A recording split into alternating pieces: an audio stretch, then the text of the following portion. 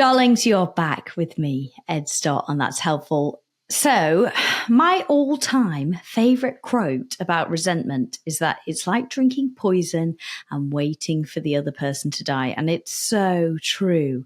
Learning how to forgive, even when it feels like the hardest thing in the world to do, is transformative. Not just for your mental health, but for your physical health too. It's a complex process, though, and there is a real art to balancing boundaries and letting go. It's an art that Rachael Coopes has become obsessed with. She's the author of The Art of Forgiveness, and if her name sounds familiar, you may well know her from Play School. How cool. So, Rachael, you say that the origin of the word forgiveness convinced you of the power of it. Can you tell me about that and what it is about forgiveness that you became obsessed with? Why is it such a big thing that you decided to go on this deep dive and write a book about it? It was actually talking to other people and their responses that cracked the book open. And I ended up interviewing 25 people.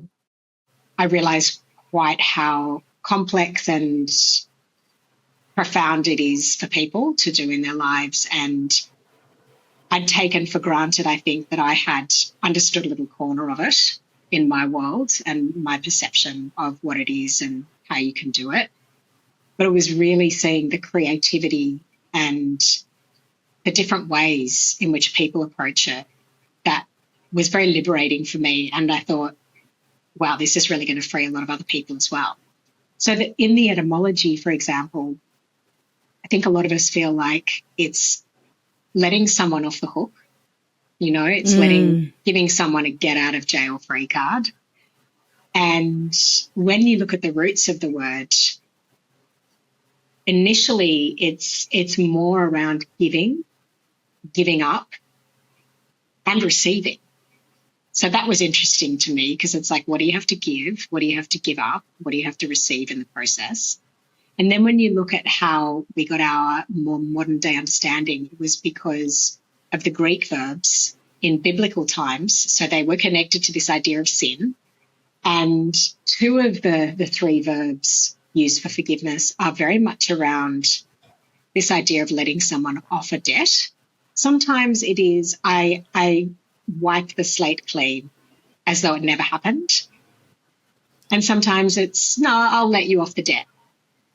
But then there was this other verb, which was mercy, compassion. And I thought, wow, it's one thing to go, all right, I'm going to wipe the slate clean, because the neuroscience is so compelling that it's actually for letting me off the hook, not other people off the hook.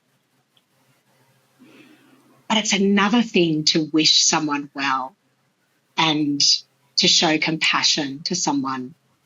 There is obviously a lot to forgiveness. And I was literally just talking to a friend about this the other day when they were talking about a really big relationship in their life and kind of working through that. And this actually came up. But what, in your work and in your deep dive, what's the difference between forgiveness and reconciliation? You kind of touched on it a little bit there, but it's quite important, isn't it? Yeah. Yeah, look, I think for some people, forgiveness requires boundaries and getting distance and finding new ways of working with someone. There's a lot of research that suggests that there has to be readiness. And, you know, one party may be ready and the other party may not be. So I don't know that reconciliation is always possible when it comes to relationships, individual relationships. I don't think forgiveness is necessarily tied up in a neat little bow. And in fact, that's the thing about this book is I don't come with any answers. It's not a guidebook. If anything, I have more questions on finishing it than before I did. But what I do know is that it is a practice that we can all do, whether there is reconciliation or not, whether someone is going to do their part in the process or not. And in fact, the modern definition has these words like ceasing and stopping. And it's more about ceasing and stopping our rumination or our part in the dynamic. And I find that really empowering, because then I think it's not so much about humans are wildly unpredictable and complicated. And we can never predict how someone else is going to grow and change in this lifetime. And so what we can do is work that muscle in ourselves of dropping things, letting go, understanding the reality of life, that is, things begin, have a middle, and they end. And that the process of forgiveness does not always involve two people coming together and hugging like a Hollywood movie.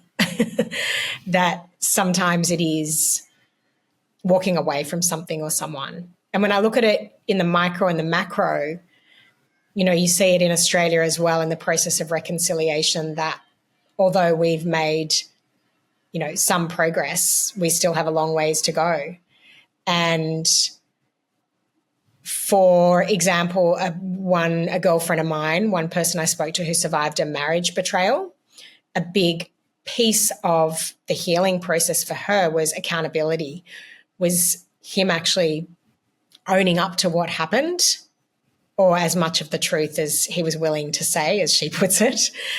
And I think it's the same, Reconcile Australia have these 5 kind of pillars, and one of them is historical accuracy and accountability, that we say, yes, this happened. So there are some practical things that you can do to help reconciliation, I think, in the micro and the macro. And one of those things very much seems to be around telling the truth and being accountable. But beyond that, there are times when actually it's not appropriate to expect someone to stay in a dynamic, that they're not going to be able to forgive unless they are well and truly out of that dynamic. I don't know that it always is around reconciliation, but it's certainly a very worthy cause for us to be fighting for. I think getting to the point in life where, I don't think I'll ever be someone who can just let things fall off me very easily. I think I'll always have to kind of process it and work at it. But I would love to get to the end of my life and feel like I'm lighter and I've let go of anything that I don't need to hold on to. And I know that when I do, things certainly feel heavier and darker. But has it meant that I've reconciled with a whole bunch of people? No, not necessarily. And so you have looked a lot, as you said then, into the research, and you've interviewed people. But what does the science say about how important forgiveness is for our own health? Yeah, so there's a lot of research that suggests it's not just our mental health but our physical health as well, that in fact practicing forgiveness has immense benefits, everything from cardiovascular to immune health, and that not forgiving has it can create havoc in the body. A big part of that is that when we don't forgive, we are often ruminating, and rumination, especially when we are reliving a painful or unpleasant or traumatic experience, it takes us back again and again and again into the stress response. And the stress response is meant to be activated for those moments when we are running from the tiger.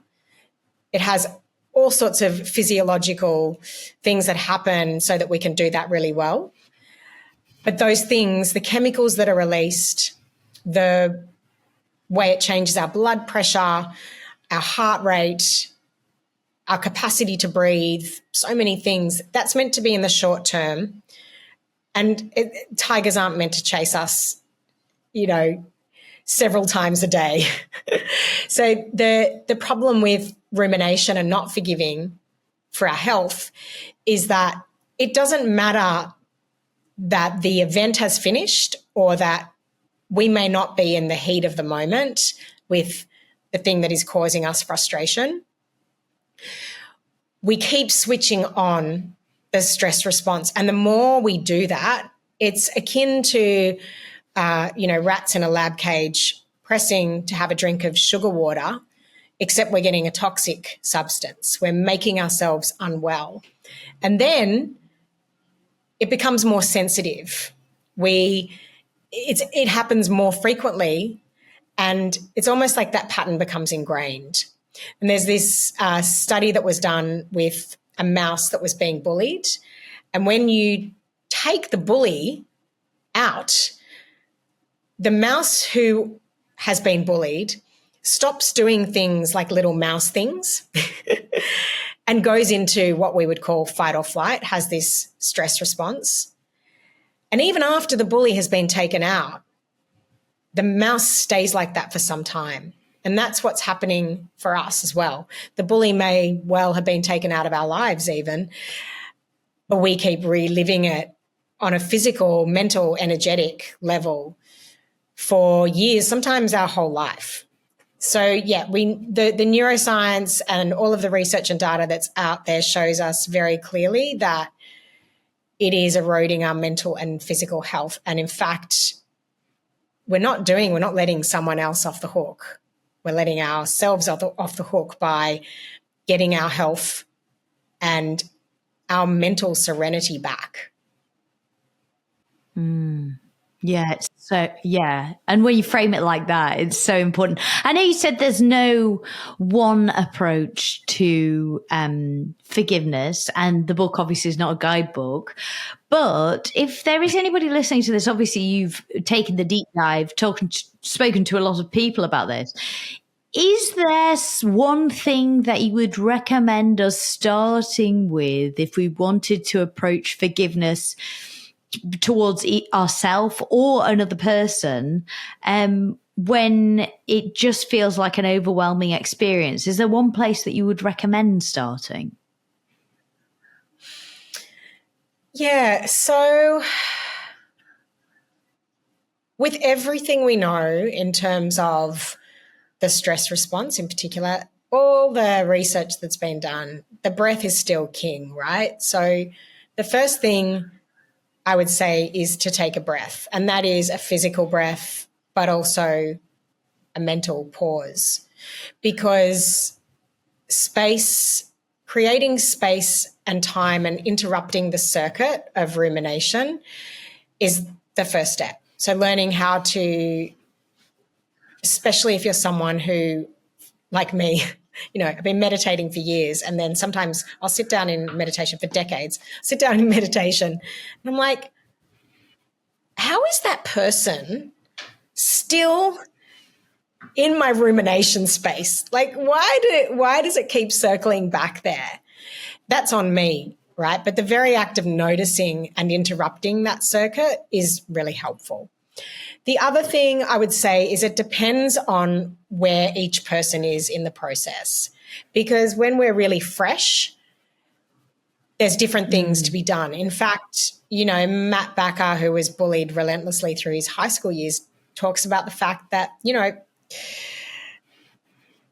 resentment and anger towards his bullies made him powerful. And Pema Chodron, the Western Tibetan nun, talks a lot about that, about the fact that the kleshas, which are these obstacles to our peace, and one of them being anger, resentment, it actually keeps us safe because it makes us feel strong and in charge. So maybe in the short term, a little bit of anger is healthy. And the other research that is there is that denial makes you sick.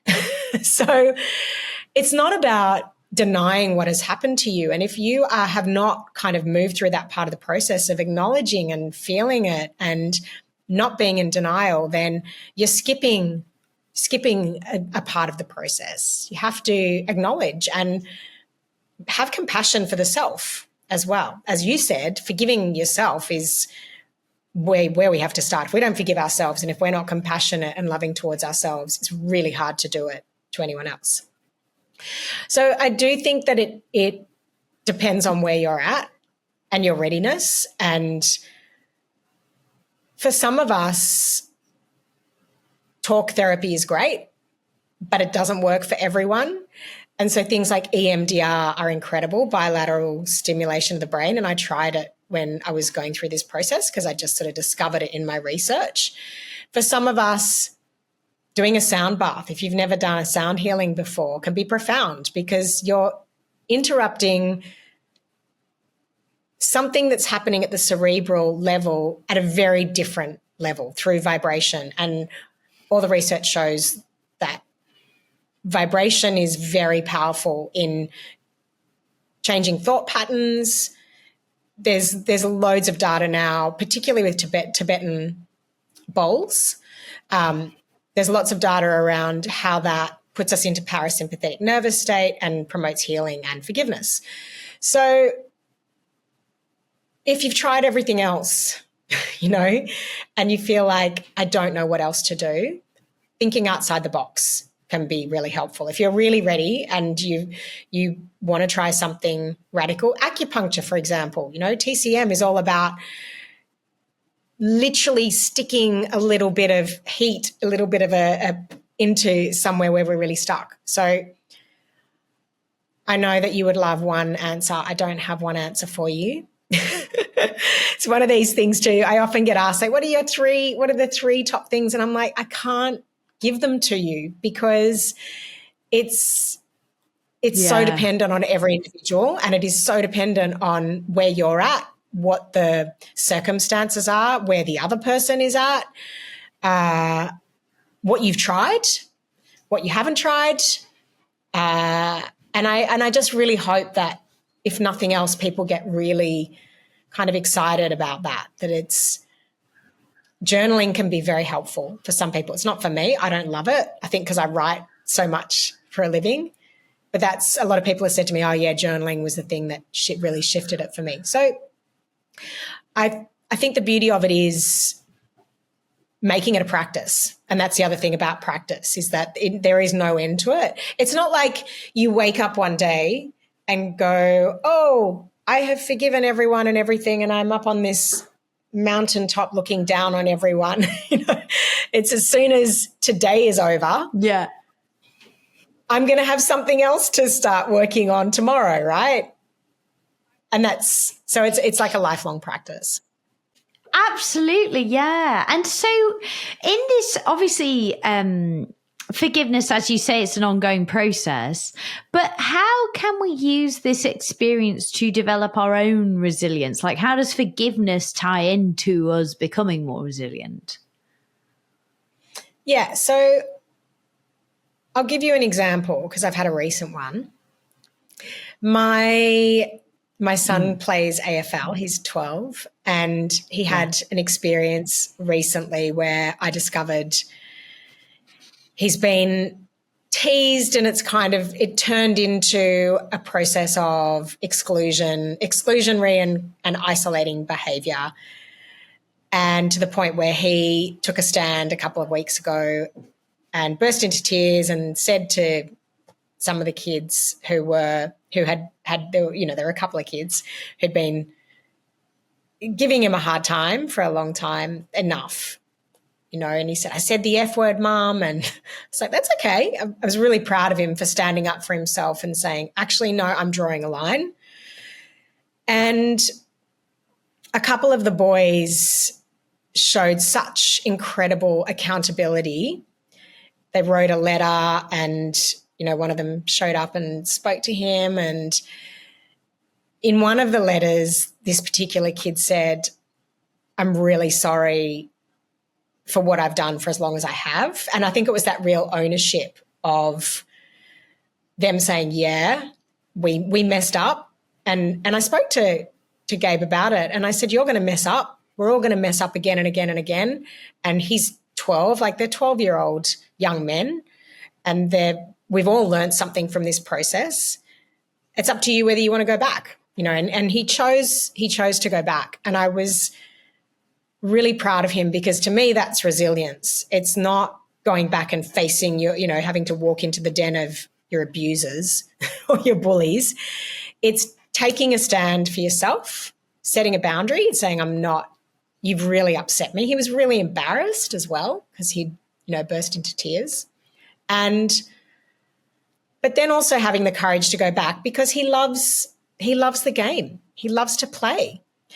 And so I think of that in my own life, that as a grown-up, I think often lack of forgiveness stops us from doing what we love. It stops us from going into another relationship, meeting someone else. It stops us from going into a job we love. It stops us from having another experience in a place that we feel has, not treated us well. So, yeah, I'm like, I actually learned from that process something about resilience. Resilience is not just getting back up when you've been knocked down 10 times. I think that's a really great lesson. I think there's also something in resilience about learning when to draw a line in the sand, when to set a boundary with people, but then not letting resentment and pain and hurt and disappointment with the way people have treated us in life stop us from doing what we love. And also resilience is letting people not be perfect, because I'm certainly not perfect. Let people mess up. Know who and what you are, and then step into your life again and again and again, because I really do think it stops us from moving into our future. And that's the other thing. Sometimes when forgiveness or reconciliation is not possible, I think your new future becomes your act of forgiveness.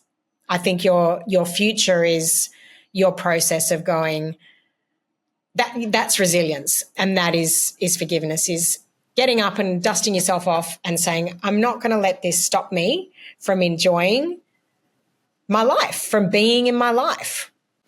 Like, just if you can find a tiny little corner to work with, that's also what I meant by having one breath, or finding one small way to start, because one day that grain of sand will become a sandstorm. Yeah, that's wonderful. Yeah, I think that's particularly helpful because we can be so overwhelmed with this, because it feels like such a big thing to do, and like we're giving away so much. But I think if we just start small, it can be really meaningful. Thank you so much, Rachael. I really appreciate you sparing the time to have the conversation. Thanks for having me. Rachael Coopes is the author of The Art of Forgiveness. I'm going to put all the links in the show note for Rachael's work so you can check out more of that, because you've really only just scraped the surface of this. There's so much more in it, as I'm sure you can hear when we're chatting through it. So make sure you check that out in the show notes. I am Ed Stott. I sincerely hope that's helpful.